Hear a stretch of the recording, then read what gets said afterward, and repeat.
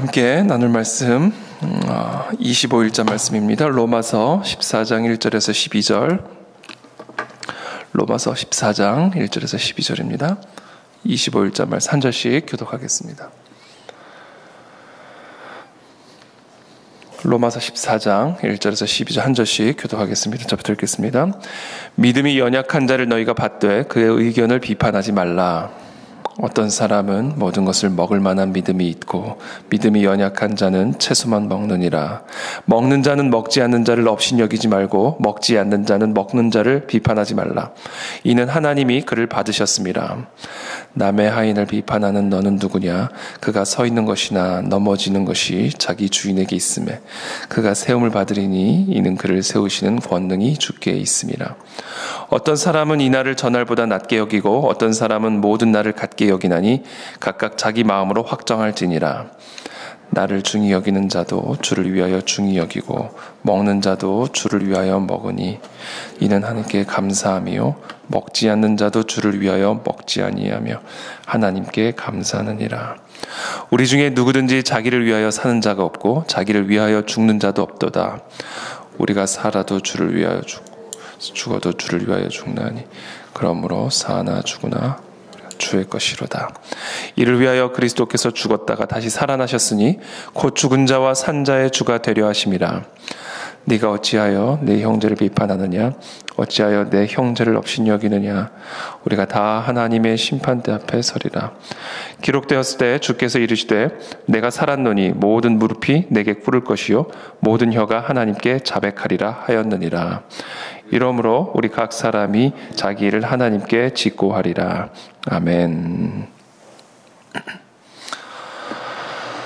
여기서 말하는 믿음이 연약한 자란 어떤 사람일까요? 오늘 1절에 보면 믿음이 연약한 자를 너희가 받되 그의 의견을 비판하지 말라.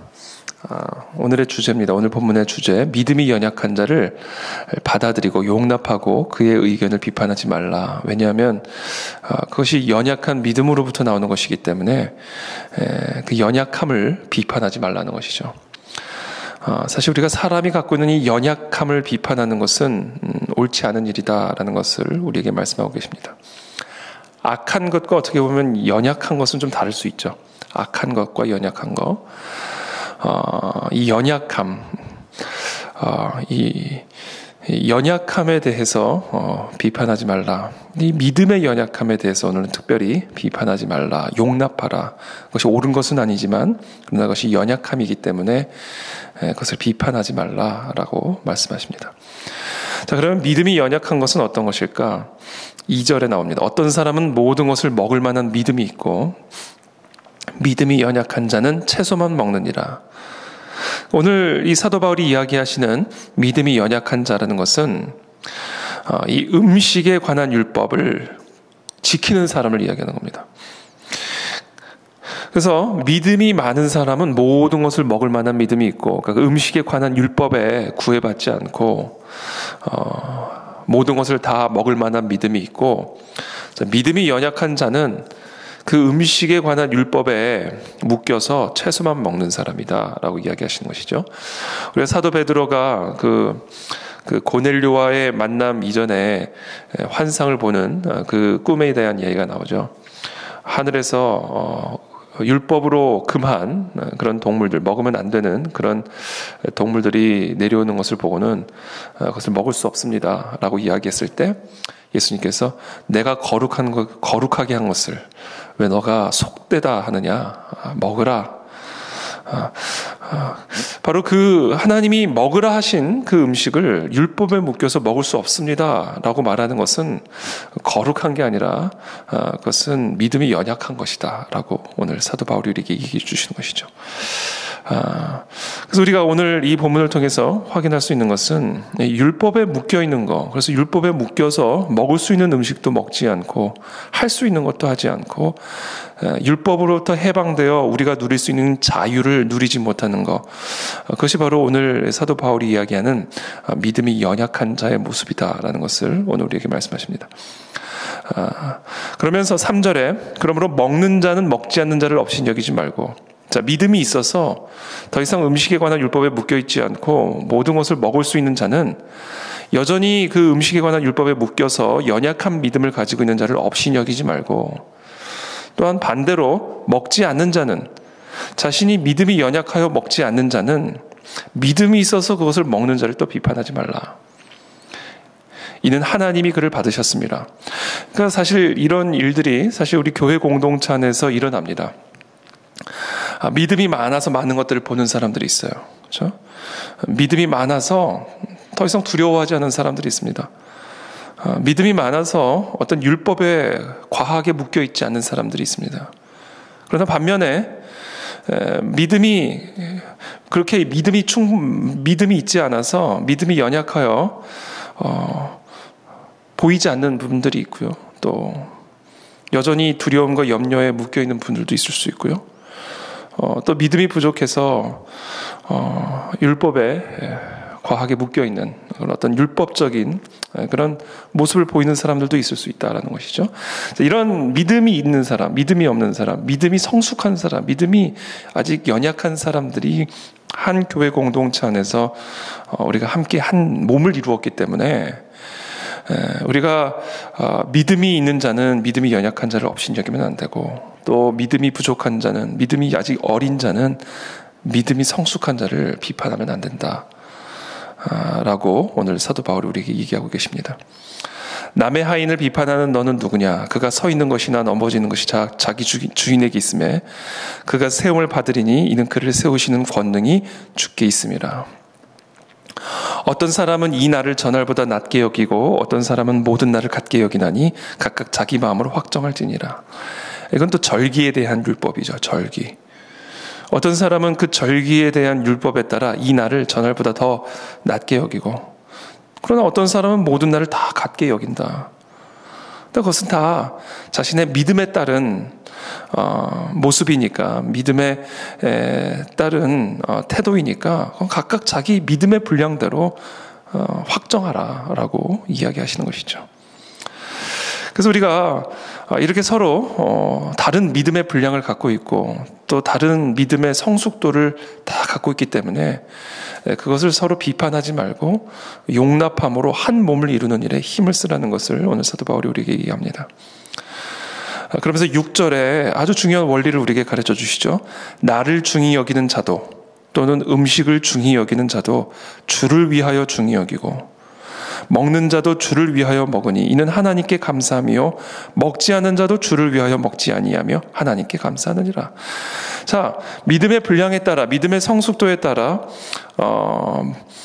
먹는 자도 있고 먹지 않는 자도 있고, 또 어떤 절기를 중하게 여기는 사람도 있고 어떤 절기를 중하게 여기지 않는 사람도 있는데, 한 가지 공통된 사실은 무엇이냐면 먹든지 마시든지 무엇을 하든지 다 우리가 그것을 주를 위해서 한다라는 그것 하나만큼은 공통된 것이다.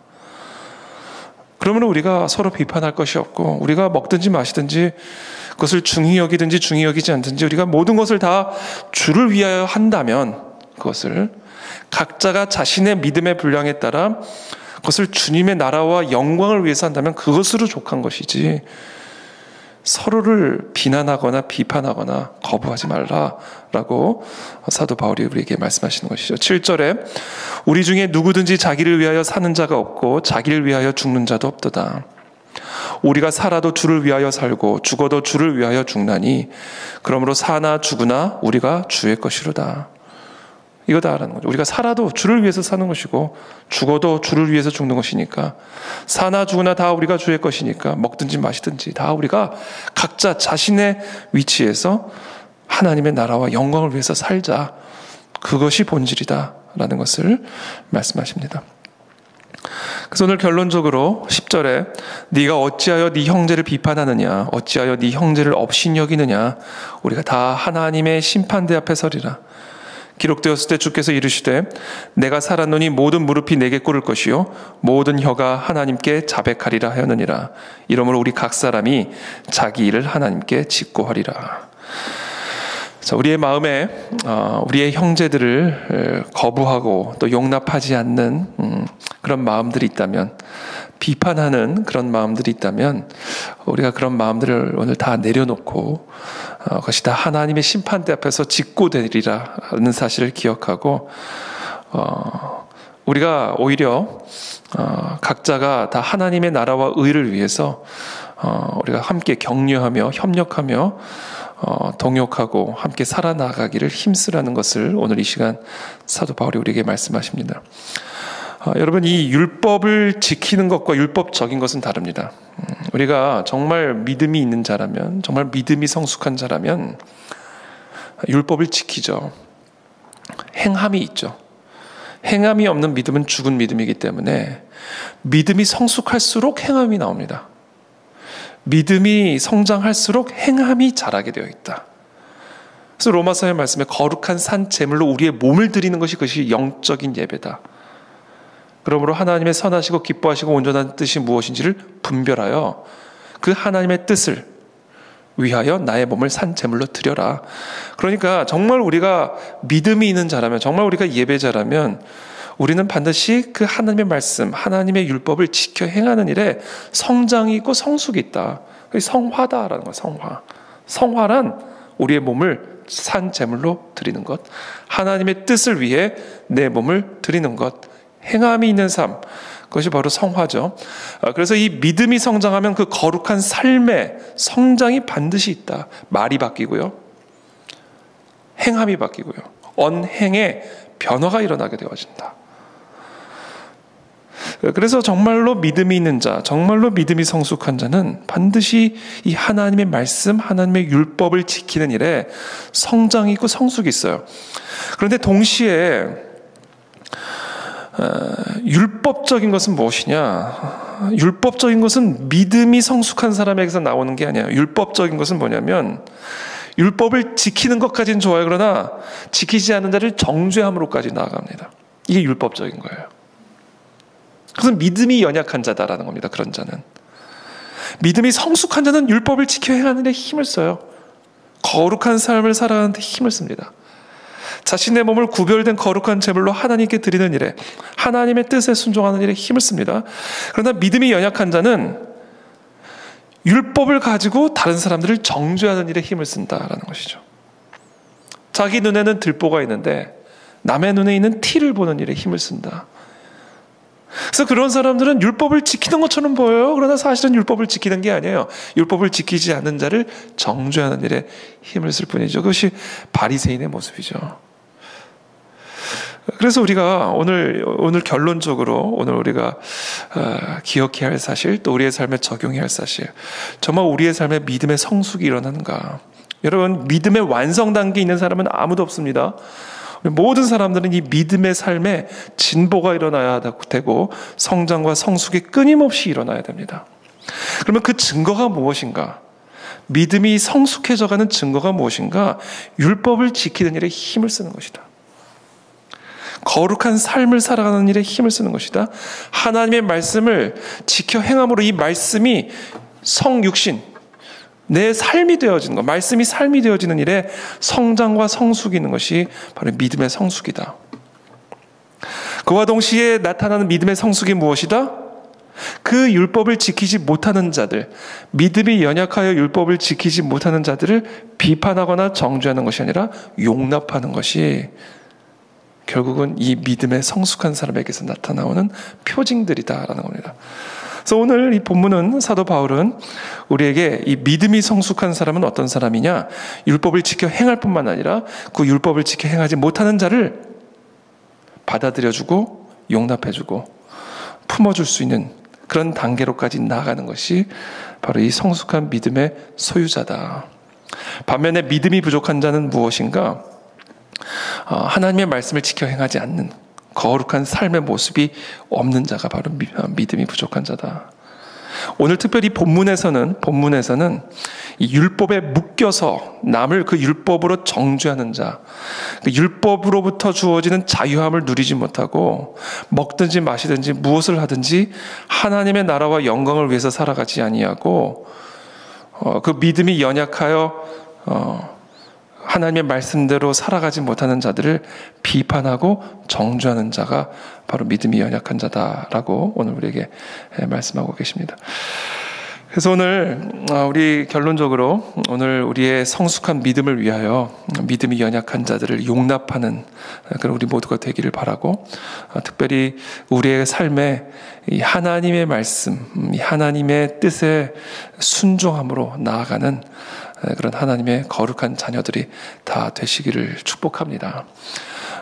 정말 우리가 예수 그리스도를 믿음으로 영접한 자, 정말 예수 그리스도가 하나님의 아들이신 예수 그리스도가 이 땅에 오셔서 십자가에서 죽임을 당한 그 진리를 정말로 받아들인다면 우리는 반드시 그와 같은 예수 그리스도의 사랑과 은혜로 다른 사람들을 용납하는 단계로까지 나아가야만 한다라는 것이죠. 그래서 제가 어저께 한 책을 읽었는데요. 이야기만 하고 마치겠습니다. 책을 읽었는데 이 진리의 배타성, 그래서 이 복음 안에 이 복음이 갖고 있는 이 진리의 배타성 때문에 충돌이 일어난다라는 것을 이야기하더라고요. 그런데 정말 우리가 믿는 이 복음을, 정말 이 배타적인 진리죠. 진리는 배타적이죠. 그래서 충돌이 일어날 수밖에 없어요. 그 진리를 인정하지 않는 거짓과.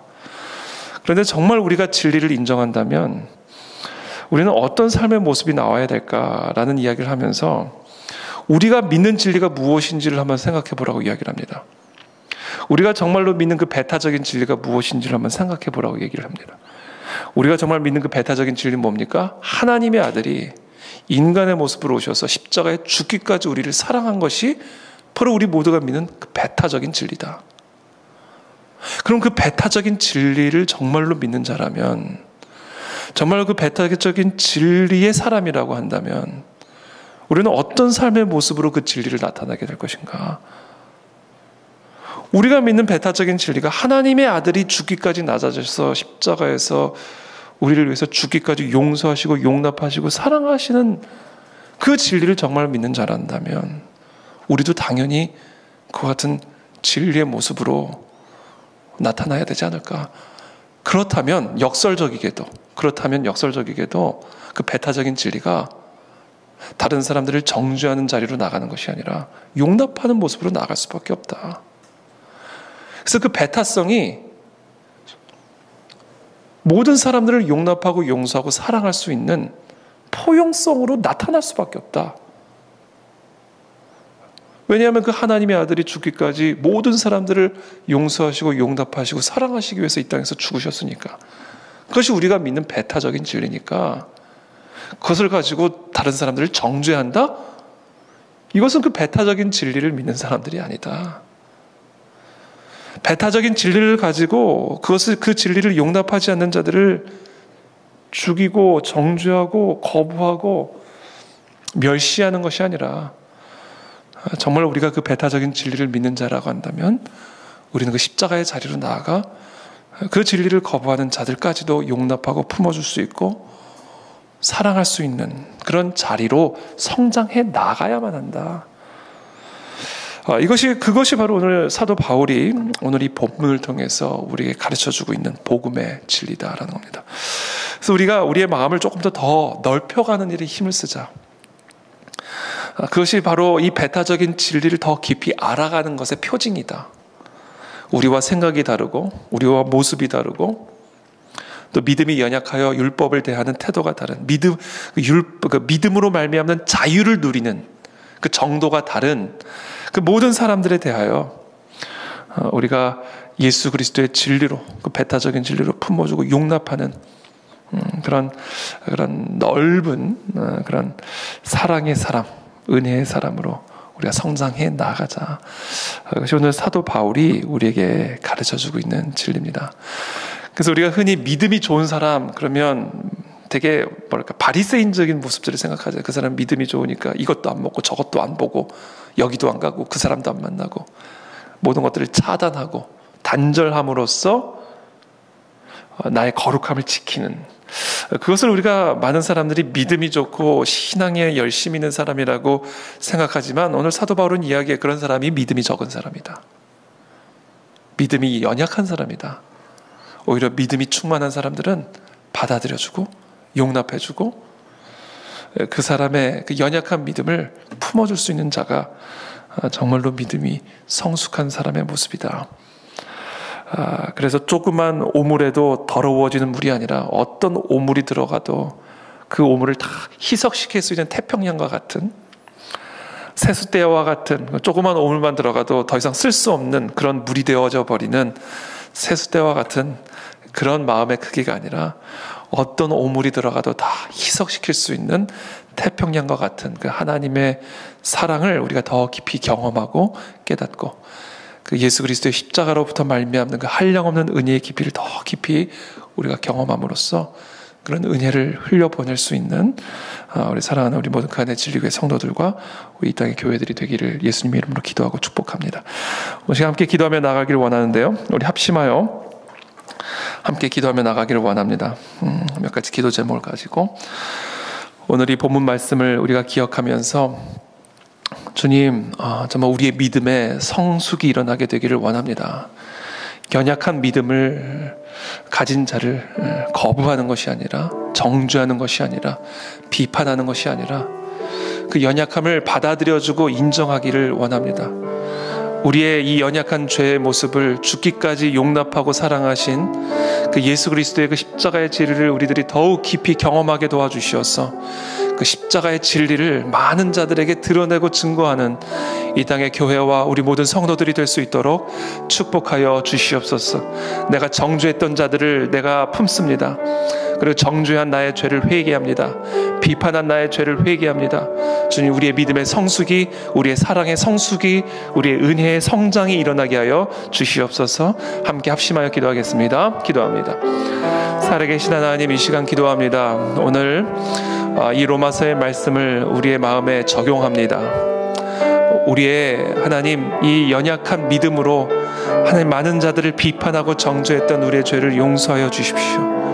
하나님, 우리가 용납하지 못하고 예수 그리스도의 그 십자가의 사랑으로 받아들이지 못하고 인정하지 못하고 비난하고 비판하고 정죄하고 거부하고 단절했던 하나님, 우리의 이 부족한 믿음을, 우리의 연약한 믿음을 주님 불쌍히 여겨주시고 성숙과 성장이 일어나 용납하고 품어주고 사랑하며 은혜를 베풀 수 있는 그런 그리스도의 사랑의 너비와 깊이와 높이를 품는 우리 모든 성도들이 될 수 있도록 주님 은혜를 베풀어 주시옵소서. 주님, 이 시간 기도합니다. 우리 한 번만 더 같이 시간 기도할 때 특별히 이 코로나 사태가, 이 팬데믹 사태가 하루속히 종식되어질 수 있도록 함께 기도하며 나가기를 원합니다. 이 대한민국의 위정자들이 이 전염병을 구실로 정치적으로 악용하지 않게 도와주시옵시고, 하루속히 교회에 대한 이런 차별적인 하나님 조치도 하루속히 해제되게 도와주셔서 우리가 더 기쁘게, 더 감사하게, 더 뜨겁게 이 나라와 이 민족을 위하여 하나님께 중보하며 기도하며 이 땅에 하나님의 뜻이 이루어지는 나라와 민족이 될 수 있도록 은혜를 베풀어 주시옵소서. 함께 또 기도하며 나가도록 하겠습니다. 기도합니다. 살아계신 하나님, 이 시간 기도합니다. 이 코로나 팬데믹 사태가 하루속히 종식되어지게 되기를 원합니다. 이 땅의 위정자들이 올바른 방향과 올바른 정책으로 이 땅을 이끌어갈 수 있게 되기를 원합니다. 특별히 이 코로나 사태를 구실로 삼아 하나님 악용하지 않게 도와주시옵시고, 특별히 교회에 대한 이 차별적인 지침들이 하루속히 해제되어질 수 있도록 은혜를 베풀어 주시옵소서. 이제 코로나 사태가 잠잠해져 나아가게 되기를 원합니다.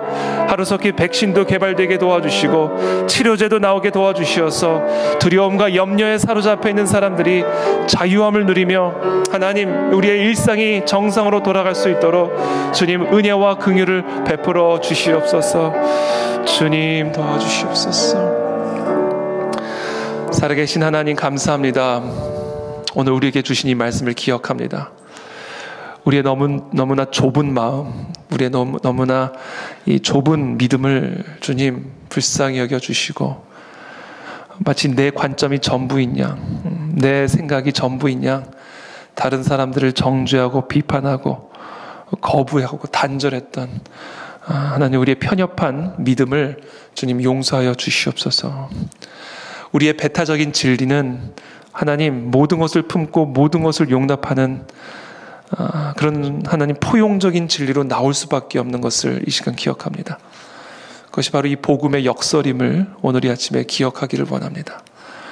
우리를 위해서, 우리와 같은 죄인을 위해서 하나님의 아들이 죽기까지 사랑하셔서 십자가에서 죽으심으로 우리를 용납하시고 용서하시고 하나님의 자녀가 되는 권세를 얻게 하신 그 배타적인 진리를 하나님 많은 자들을 포용하고 수용함으로 드러내고 증거할 수 있는 그런 진리의 사람이 될 수 있도록 우리 모두에게 은혜를 베풀어 주시옵소서. 그 은혜를 더 깊이 경험하게 되기를 원합니다. 나 같은 죄인을 살리시고 나 같은 죄인을 용서하시고 나 같은 죄인을 품으신 그 하나님의 은혜를, 사랑을 우리가 더 깊이 온전하게 경험하고 누리게 되기를 원합니다. 그래서 우리가 그 사랑으로 다른 사람들을 용납하고 우리가 그 사랑으로 다른 사람들을 품는 그런 복음의 사람으로, 진리의 사람으로, 믿음의 사람으로 세워진 우리 그 안에 진리교회 성도들이 다 될 수 있도록 축복하여 주시옵소서. 하나님, 이제 코로나 사태도 막바지로 나아가고 있습니다. 하나님, 많은 사람들이 여전히 두려움에 사로잡혀 있고 염려에 사로잡혀 있습니다. 그러나 하나님, 믿음을 주셔서 그 모든 염려와 두려움을 넉넉히 이겨나가게 도와주시옵시고 하나님, 이 사태도 하루속히 종식되어질 수 있도록 주님 축복하여 주시옵소서. 특별히 위정자들에게 은혜를 베풀어 주셔서 하나님, 잘못된 방향으로 이 나라를 끌고 가지 않게 도와주시옵시고 하나님의 뜻을 이룰 수 있도록 주님, 그 위정자들의 모든 생각과 마음을 이끌어 주시고 주관하시고 주장하여 주시옵소서. 하나님, 특별히 이 교회를 향한 이 위헌적이고 차별적인 조치들이 하루속히 해제되게 도와주시옵시고 하나님, 다시는 이런 일들이 반복되어지지 아니하도록 이 땅의 교회를 지켜주시고 우리의 신앙을 지켜주시고 이 땅의 위정자들의 생각과 마음을 주장하시고 주관하여 주시옵소서. 이제 백신도 속히 나오게 하시고 치료제도 속히 나오게 하셔서 우리의 모든 일상의 삶이 하나님 다시 정상으로 돌아와 다시금 새롭게 새로운 시대를 열어갈 수 있도록 이 땅의 역사와 모든 상황 가운데 간섭하시고 개입하여 주시옵소서. 우리 사랑하는 성도들을 주님께서 축복하시고 지켜주시기를 원합니다. 그들의 안전을 보호하여 주시기를 원합니다. 우리의 자녀들을 지켜주시고 동행하여 주시기를 원합니다. 이 어두운 때, 이 흑암의 때, 이 마지막 때에 정말 거짓 광명의 천사로 가장하여 두루 삼킬 자를 찾아다니는 하나님, 이 전쟁의 때에 우리의 사랑하는 자녀들을 진리로 무장시켜 주셔서 거룩하고 구별되게 지켜 보호하여 주시옵시고 하나님 앞에 귀하게 쓰임받는 빛과 소금의 자녀들이 다 될 수 있도록 주님께서 축복하여 주시고 인쳐 주시옵소서. 우리의 사업체들을 지켜주시옵소서. 우리의 사업체들을 공급하여 주시고 보호하여 주셔서 하나님, 특별히 어려움 가운데 있는 우리 모든 성도들에게 은혜와 담대한 믿음을 주셔서 이 모든 어려움들이 결국에는 귀한 열매를 맺는 그런 하나님의 그 섭리가 있는 그런 시간들이 될 수 있도록 주님께서 은혜를 베풀어 주시고 역사하여 주시옵소서. 살아계신 주님을 찬양하며 오늘 하루도 주님께 모든 것들을 의탁하며 예수 그리스도의 이름으로 기도하옵나이다. 아멘.